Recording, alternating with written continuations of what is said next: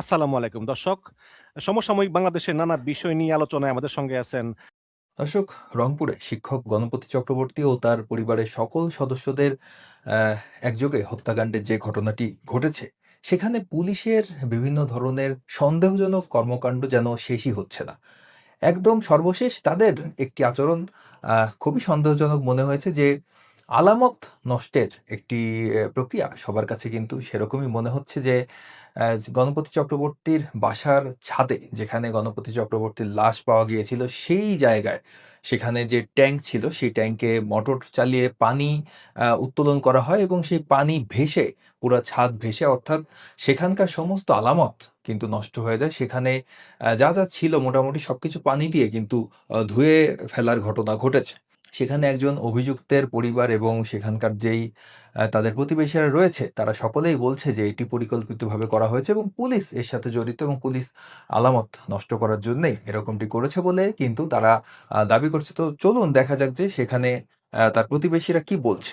আমার ধরা ধরা কাট দিয়ে গেছে, আমি তাদেরকে ফোন দিয়ে কইছি ঘটনাটা কি, ওরা সব ধুয়ে ফেলাইছে। কালকে রাতের বেলাও লোক ঢুকছিল, প্রশাসন পুলিশ যে পুলিশদেরকে দায়িত্ব দিচ্ছে তারা ভিতরে দায়িত্ব নিবেছে। ওরা ওরা বাইরে পাহারা না দিয়ে ভিতরে ঢুকি কাজ করছে।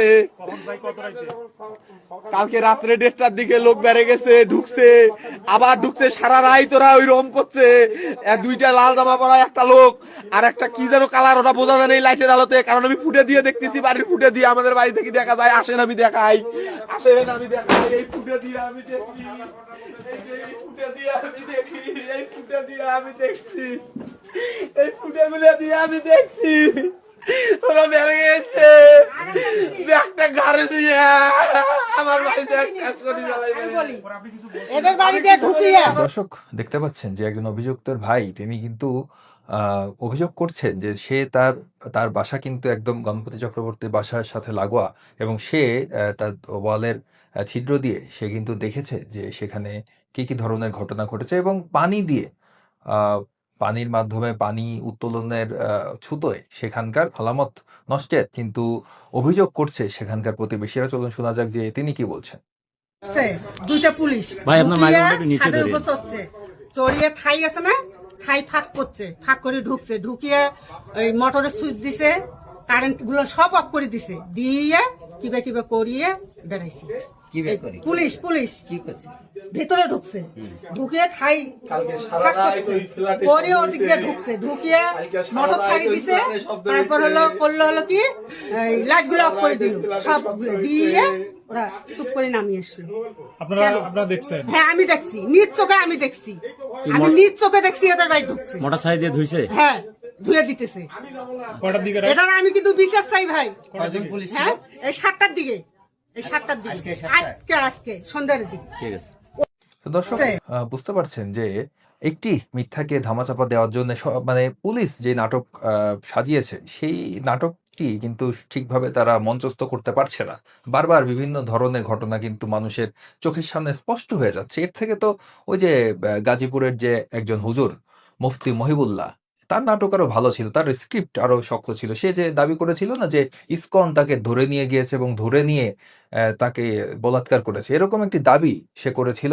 সেই যে নাটক সেটি কিন্তু পরে সে ধরা পড়ে যায় এবং সে স্বীকারোক্তি দেয় যে না, আমি এটি মিথ্যা কথা বলেছিলাম, এটি আমার ভুল ছিল, সে দায় স্বীকার করে। কিন্তু বাংলাদেশের পুলিশ নির্লজ্জভাবে এখনো পর্যন্ত এই ধরনের সস্তা স্ক্রিপ্টের নাটক, এইসব নাটক আসলে তারা কোথা থেকে এই স্ক্রিপ্টগুলো লেখায় আমি আসলে জানি না। এবং সেখানকার পুলিশ অফিসার কি বলছে চলুন তার মুখ থেকে শোনা যাক। তবে স্যার স্থানটা যেহেতু স্যার ক্রাইম সিন, সেই হিসাবে কে পানি ছাড়লো কিভাবে ছাড়লো এটা জানতে এতক্ষণ সময় লাগছে স্যার। এটা একটা প্রশ্ন থাকে না স্যার, হুট করে সময় কোথায় লাগলো, পানি ছেড়েই দিল কে বা কেন বা? আমি তো বলছি যে এখানে আমাদের যে দায়িত্বরত পুলিশ সদস্য ছিল তারাই তো এই যে লাইট জ্বালাইতে গিয়ে এটা হচ্ছে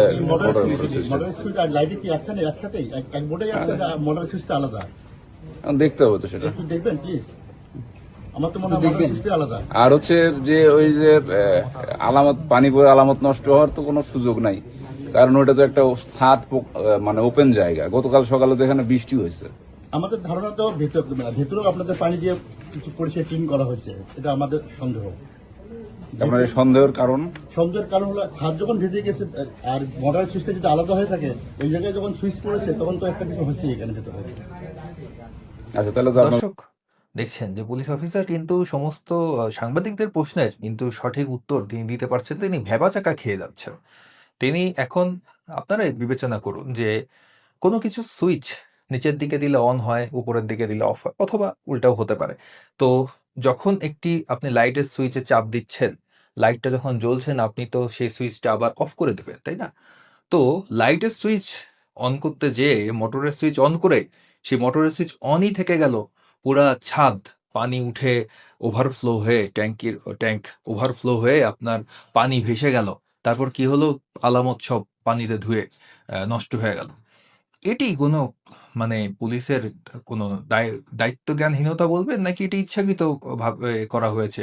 এটি তো মনে হচ্ছে যে এটা ইচ্ছাকৃতভাবে করা হয়েছে। দর্শক, যে ঘটনাটি ঘটেছে রংপুরে, সেটি প্রথম দিন থেকেই কিন্তু পুলিশের আচরণ সন্দেহজনক, এবং প্রতিটি বিষয় যখন আমাদের সামনে আসছে, যেরকম ধরুন যে বিদ্যুৎ বিচ্ছিন্ন করার যে বিষয়টি, আজকের যে সর্বশেষ খবরে জানা যাচ্ছে যে বিদ্যুৎ বিচ্ছিন্ন কিন্তু নিচের তলা থেকে করা হয়নি। অর্থাৎ মেইন সুইচ যেখানে থাকে সেখান থেকে কিন্তু বিদ্যুৎ বিচ্ছিন্ন করা হয়নি। বরং বিদ্যুৎ বিচ্ছিন্ন করা হয়েছিল পোল থেকে। অর্থাৎ কারেন্টের ইলেকট্রিসিটির যে খুঁটি, সেই খুঁটিতে কে বা কারা উঠে বা কোনোভাবে সেখান থেকে কিন্তু বিদ্যুৎ বিচ্ছিন্ন করা হয়েছে। তো দর্শক, কতটা পরিকল্পিতভাবে এই হত্যাকাণ্ডটি ঘটানো হয়েছে একটু ভাবুন। এটি কোনো মানে ২ জন ব্যক্তি এবং তারা হ্যাংলা পাতলা ২ টা ছেলে, ছোকরা আরকি অল্প বয়সী, তারা গেল এবং ৪ জন মানুষকে এবং সাইলেন্টলি, একটি সবচেয়ে মানে যেটি লক্ষণীয় বিষয় যে ৪ জন মানুষকে তারা হত্যা করেছে, সেটি এতটাই মানে নীরবে এবং নিভৃতে যে আশেপাশের প্রতিবেশীরা পর্যন্ত কোনো শব্দ শুনতে পায়নি। এটি কোনো প্রফেশনাল কিলার ছাড়া এটি কি আসলে আদৌ সম্ভব? প্রশ্ন কিন্তু অনেক কিছুই থেকে যায়। পুলিশ এরপর কি করল? তাড়াহুড়া করে আ সৎকারের ব্যবস্থা করে ফেলল। অর্থাৎ লাশের আ পুনঃ ময়নাতদন্ত বা এর কোনো আর অপশন থাকলো না। লাশ সৎকার হয়ে গেল। তো মানে পুলিশের যেই আচরণগুলো আমরা দেখতে পাচ্ছি বিভিন্ন ক্ষেত্রে, মানে এই যে শার্ট কাহিনী থেকে শুরু করে আজকের এই যে আলামত নষ্টের জন্যে আ ছাদে পানি ছেড়ে দেওয়া, সবকিছুই কেন জানি আমাদের কাছে সন্দেহজনক মনে হচ্ছে। পুলিশ আসলে কাকে আড়াল মানে কি আড়াল করতে চাচ্ছে? কোন অপরাধীদের তারা সেভ করতে চাচ্ছে? আমাদের প্রশ্ন আসলে সেখানে। দর্শক, আপনাদেরকে আরো একটি বিষয় একটু মনে করিয়ে দিই। এই পুরো ঘটনাটি আপনারা যদি আরেকবার মনে করেন যে, ১ম এ তারা দোষ দিল ২ টি ছেলের উপরে। তাদের মধ্যে একজন একটি সোনার দোকানে কর্মচারী, আরেকজন সম্ভবত একটি মাছের দোকানে কর্মচারী, এবং তারা কি বলল যে তারা ইয়াবা সেবনের জন্যে আ মানে সেখানে গিয়েছিল এবং ইয়াবা সেবনরত অবস্থায় তাদেরকে গণপতি চক্রবর্তী দেখে ফেলে এবং একে, একে তারা আসে এবং একে, একে তাদেরকে তারা হত্যা করে। কিন্তু পুরো পরিস্থিতি বিবেচনা করে এটি কখনোই মনে হচ্ছে না যে এটি ২ জন মানুষের কাজ। এবং আমি আগেই যেটি বললাম যে এত নীরবে নিভৃত এবং সাধারণত একজনের উপর আক্রমণ হলে সেখানে অন্য সদস্যরা আওয়াজ পাবে এবং তারা চিৎকার চেঁচামেচি করতে চাইবে। মানে করার চেষ্টা তো অবশ্যই করবে, এবং আশেপাশে যেসব বাড়িগুলো রয়েছে সেগুলো বেশ লাগোয়া সেই বাড়ির সাথে, এবং সেখানকার যে প্রতিবেশীরা রয়েছে অবশ্যই তাদের কানে কোনো না কোনো শব্দ যাওয়ার কথা। এরকমভাবে একটি পরিবারকে সম্পূর্ণভাবে নিশ্চিহ্ন করে দেওয়া, সবাইকে হত্যা করে ফেলা, অল্প আ মানে ২ জন মানুষের পক্ষে, এবং তারা যদি প্রফেশনাল লোক না হয়, তাদের জন্য কোনো ট্রেনিং না থাকে, এই বিষয়ে তারা যদি ট্রেইনড না হয়, তাহলে আসলে সেটি খুবই তাদের পক্ষে আসলে এটি সম্ভব নয়। কোনো আনপ্রফেশনাল লোক বা কোনো অপেশাদার লোক যে আসলে খুনি না, আগে কখনো তার এই ধরনের কর্মকাণ্ডের মানে অভিজ্ঞতা নেই। তারা কিন্তু সেখানে যেয়ে ধুপ করে, হ্যাঁ, তারা হয়তো তাদের হাতে কোনো অস্ত্র থাকলে তারা অনেক কিছু করে ফেলতে পারে। কিন্তু ৪ জন মানুষকে পরপর একইভাবে হত্যা করা এবং কোনো অস্ত্র ছাড়া, সেটি আপনারা লক্ষ্য করুন, কোনো অস্ত্র ছাড়া শুধুমাত্র গামছা ব্যবহার করে তাদেরকে হত্যা করা হয়েছে তাদের ফ্ল্যাটে ঢুকে, এবং তারা কোনো শব্দ করার সুযোগ পায়নি। এটি কোনো প্রফেশনাল লোক ছাড়া এবং ট্রেইনড লোক ছাড়া আসলে এটি সম্ভব নয়। তো এখানে সন্দেহ থেকে যায় যে তারা আসলে কোনো কমান্ডো ট্রেনিং মানে তাদের ছিল কিনা। কমান্ডো ট্রেনিং তাদের থাকলে, মানে যাদের কমান্ডো ট্রেনিং থাকে তারা কিন্তু আ এই ধরনের কর্মকাণ্ডে তারা তাদেরকে ট্রেন করা হয় যে তারা কিভাবে মাত্র ২ আঙ্গুল ব্যবহার করে কাউকে ঘায়েল করে ফেলবে, অথবা তারা কিভাবে খুব সাইলেন্টলি কোনো মানে অপোনেন্ট যে তাকে কোনো শব্দ করার সুযোগ না দিয়ে কিভাবে তাকে ঘায়েল করে ফেলবে। এই ধরনের ট্রেনিং কিন্তু মিলিটারি বা কমান্ডো অফিসারদের এই ধরনের ট্রেনিং কিন্তু দেওয়া হয়। তো এক্ষেত্রে সন্দেহের ঊর্ধ্বে আসলে কেউ নয়। আমি সেটি আপনাদের বলার চেষ্টা করছি, এবং আরেকটি বিষয় আপনাদেরকে মনে করিয়ে দিয়ে, লাশের মুখগুলা যে পোড়া ছিল সেটি কিন্তু তাদের আত্মীয়রা, গণপতি চক্রবর্তী ও তার পরিবারের যে আত্মীয়রা লাশ যারা রিসিভ করেছে, তারাও কিন্তু এই বিষয়টা নিশ্চিত করেছে যে তাদের মুখ পোড়ানো ছিল এবং সেটি কোনো স্বাভাবিক পোড়ানো নয়। আপনারা ভিডিও এর মধ্যে দেখেছেন, ছবি দেখেছেন যে আগামী চক্রবর্তীর ছবি দেখা যাচ্ছে, সেখানে তার শরীরের অন্যান্য অঙ্গ এবং মুখের সাথে আপনারা দেখেছেন যে মুখ পুড়ে কালো হয়ে আছে এবং তার অন্যান্য অঙ্গ কিন্তু স্বাভাবিক ভাবেই আছে। কিন্তু ডাক্তার আবার দাবি করছে যে এটি নাকি স্বাভাবিক পচনের মাধ্যমেই নাকি মুখের এই অবস্থা হয়েছে। এটি কখনোই স্বাভাবিক নয়। স্বাভাবিকভাবে পচন ধরলে মুখও যেভাবে পচবে, হাতও সেভাবে পচবে, অন্যান্য অঙ্গও সেভাবে পচন ধরার কথা। যদি মুখ কালো হয়ে যায়, বডির অন্যান্য অঙ্গ সেই কালারের হয়ে যাওয়ার কথা। তো এটি কিন্তু একটি অসামঞ্জস্যতা রয়ে গিয়েছে এবং সেটি আমরা লক্ষ্য করেছি। এই যে আপনারা প্যাটার্নটি দেখতে পাচ্ছেন, লাশের মুখ পুড়িয়ে দেওয়ার বিষয়টি এবং রেপের বিষয়টি উঠে এসেছে যে আগামী চক্রবর্তীকে ধারণা করা হচ্ছে যে তাকে মৃত্যুর পূর্বে ধর্ষণ করা হয়েছে। এই সমস্ত আলামত কি জঙ্গি সদস্য মানে জঙ্গি হামলার ইঙ্গিত দেয় না? এ ধরনের ঘটনা কিন্তু জঙ্গিদের মধ্যে এই প্রবণতা লক্ষ্য করা যায়। এখন আপনারা বলতে পারবেন যে জঙ্গিদের ভেতর কি কমান্ডো ট্রেনিং কিভাবে আসবে? হ্যাঁ দর্শক, এটি সম্ভব। জঙ্গি যে শুধু মাদ্রাসায় থাকে এরকমটি কোনো বিষয় নয়। আপনারা জানেন দর্শক যে জঙ্গিরা সমস্ত জায়গায় কিন্তু আছে। বিভিন্ন সেক্টরে তারা কাজ করে। তাদেরকে সেভাবে কিন্তু ফাইন্ড আউট করা যায় না। আপনারা জানেন যে কয়েকদিন আগে বিমান বাহিনী থেকে কিছু কর্মকর্তাকে অপসারণ করা হয়েছে। তাদের বিরুদ্ধে অভিযোগ ছিল টিটিপি অর্থাৎ তেহরিকে তালেবান পাকিস্তানের সাথে তাদের সম্পৃক্ততা পাওয়া গিয়েছে, এবং এর পূর্বেও সেনাবাহিনীর বিভিন্ন কর্মকর্তা জঙ্গিবাদের সাথে সংশ্লিষ্টতার কিন্তু অভিযোগ কিন্তু পাওয়া গিয়েছিল। তো দর্শক, বিভিন্ন বাহিনীর ভিতরে মানে কমান্ডো ট্রেনিং প্রাপ্ত যে জঙ্গি থাকবে না, এর কিন্তু কোনো গ্যারান্টি নেই। হতে পারে তারা বহিষ্কৃত, হতে পারে যে তারা বাংলাদেশের সেনাবাহিনী বা বাংলাদেশের কোনো বাহিনীর সাথে কানেক্টেড নয়। হয়তো তারা অন্য কোনো দেশের বাহিনী হতে পারে, পাকিস্তান সেনাবাহিনী থেকে ট্রেনিং প্রাপ্ত বা মায়ানমার সেনাবাহিনী থেকে ট্রেনিং প্রাপ্ত হতে পারে। আমি সন্দেহের কথা বলছি যে কোনো কিছুই আসলে সন্দেহের ঊর্ধ্বে নয়। কোনো কিছুকেই এখন হেলাফেলা করা যাবে না। তো অনেক সময় ক্রিমিনাল এমন কেউ হতে পারে যাদেরকে কেউ সন্দেহের দৃষ্টিতে দেখেই না। এমন কেউ কিন্তু মানে ক্রাইম করে ফেলতে পারে। দর্শক, আপনাদের মনে আছে কিছুদিন আগে ফাতাহ কমব্যাট সিস্টেম নামে একটি গ্রুপকে পুলিশ গ্রেফতার করে। তারা কি ধরনের প্রশিক্ষণ নিচ্ছিল? যে তারা নিজেদের আত্মরক্ষার কথা বলে তারা মার্শাল আর্টের প্রশিক্ষণ নিচ্ছিল। তো এদের উদ্দেশ্য পরিষ্কার। তারা এই ধরনের কর্মকাণ্ড করার জন্যই খালি হাতে কিভাবে তারা মানে জিহাদ করতে পারবে, এর প্রশিক্ষণে কিন্তু তারা নিচ্ছিল। তাদের একটি অংশকে পুলিশ অবশ্য গ্রেফতার করেছে, কিন্তু এর মানে এই নয় যে তারা বাংলাদেশ থেকে নেই হয়ে গিয়েছে। তাদেরই অনেক শাখা প্রশাখা একটি তো ভাইরাল হয়েছে বলে আমাদের সামনে এসেছে, কিন্তু এরকম অসংখ্য ফাতা কমব্যাট সিস্টেম হয়তো বাংলাদেশে ব্যাঙের ছাতার মতো গজিয়ে আছে, আমাদের পাশেই রয়েছে, আমরা হয়তো টের পাচ্ছি না।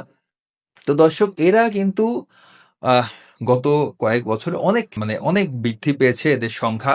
এদেরকে হেলাফেলা করার কোনো বিষয় না, এবং সমস্ত ঘটনা যদি আপনি একটু ডিপলি অ্যানালাইসিস করেন তাহলেই বুঝতে পারবেন যে এটি আসলে এরকম ২ টা ছেলে, খুব হ্যাংলা পাতলা ২ জন ছেলে, তারা অল্প বয়সী ছেলে, তারা কোনো পরিকল্পনা করেনি। জাস্ট মাদক সেবনের উদ্দেশ্যে বাড়ির ছাদে উঠেছে এবং তারা ২ জন যেয়ে সবাইকে একসাথে হত্যা করে ফেলেছে।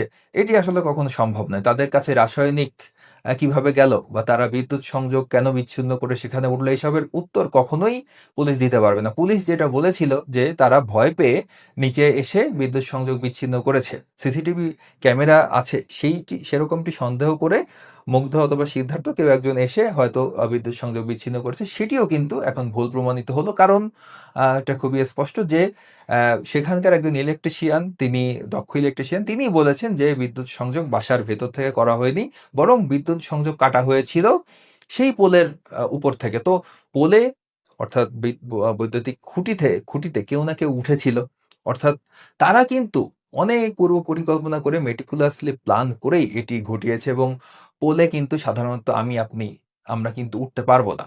তো তাদের আমি যেটা বলেছি যে কমান্ডো ট্রেনিং না থাকলে কেউ এ ধরনের কাজ করা তার জন্যে খুবই কষ্টকর। দর্শক ২১ আগস্ট গ্রেনেড হামলার কথা আপনাদের মনে আছে এবং তারপরে কিন্তু এরকম একটি ঘটনা ঘটেছিল। পানি দিয়ে পুরা যেখানে ক্রাইম সিন ছিল সেটি একদম ধুয়ে মুছে পরিষ্কার করে ফেলা হয়েছিল।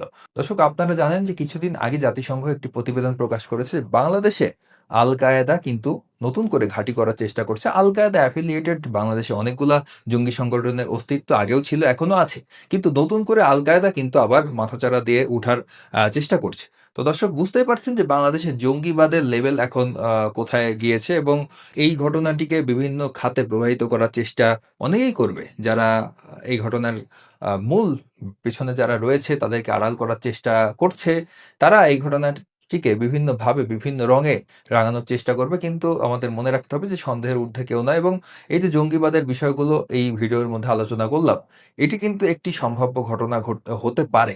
দর্শক আপনাদের মনে আছে যে বেশ কয়েক বছর আগে সেই সময় বিএনপি সরকার ক্ষমতায় ছিল, একই সাথে ৬৩টি জেলায় জঙ্গি হামলার ঘটনা কিন্তু ঘটেছিল। তো জঙ্গিদের কাজ হচ্ছে আতঙ্ক সৃষ্টি করা, যে এই যে একটি ঘটনা, এটি যদি জঙ্গি হামলা হয়ে থাকে, অনেকে যেটি ধারণা করছে এটি একটি জঙ্গি হামলা, তো এর মাধ্যমে তারা কিন্তু আতঙ্ক সৃষ্টি কিন্তু তারা করতে পেরেছে এবং বাংলাদেশের সংখ্যালঘু সম্প্রদায় কিন্তু আমি অনেকের সাথে কথা বলেছি, তারা কিন্তু বেশ আতঙ্কের মধ্যে আছে যে আসলে ঘরে ঢুকে ৪ জন মানুষকে, জলজ্যান্ত মানুষকে এইভাবে হত্যা আসলে কেউই মেনে নিতে পারছে না। দর্শক আপনাদের মনে আছে রংপুরে কয়েক বছর আগের ঘটনা, একজন জাপানি নাগরিককে কিন্তু হত্যা করা হয়েছিল। সেই সময়ও কিন্তু এটিকে ভিন্ন খাতে প্রবাহের চেষ্টা করা হয়। পরবর্তীতে জেএমবির ৫ জনকে কিন্তু আদালত দোষী সাব্যস্ত করে। দর্শক রংপুর এরিয়ায় কিন্তু এর আগেও জঙ্গি হামলার ঘটনা ঘটেছে। তো এটি কি কোনো জঙ্গি হামলা কিনা আমরা এর উত্তর চাই এবং সরকার এবং প্রশাসন এর বিরুদ্ধে কি অ্যাকশন নিচ্ছে আমরা সেটি আমাদের দেখার বিষয় এবং সরকার জঙ্গি দমনে কতটুক মানে সোচ্চার সেটি অবশ্যই আমাদের দেখার বিষয়। এই ঘটনাটি যদি জঙ্গি হামলা হয়ে থাকে, সরকার প্রকাশ্যে বলুক যে হ্যাঁ এটি একটি জঙ্গি হামলা এবং জঙ্গি হামলা একটি ঘটনা ঘটেছে, তারা নিরপেক্ষ সুষ্ঠু তদন্ত করবে সেটি বলুক। কিন্তু এই ঘটনাটিকে নাটক করা, বিভিন্নভাবে এটিকে আড়াল করার চেষ্টা করা, অপরাধীদেরকে হাইড করার চেষ্টা করা, যেই প্রবণতাটা লক্ষ্য করা যাচ্ছে, এটি আসলেই খুবই দুঃখজনক। দর্শক ভিডিওটি কেমন লাগলো জানাবেন। ভিডিওটি ভালো লাগলে লাইক করুন, কমেন্ট করুন, শেয়ার করুন, চ্যানেলটিকে সাবস্ক্রাইব করুন। সকলকে ধন্যবাদ।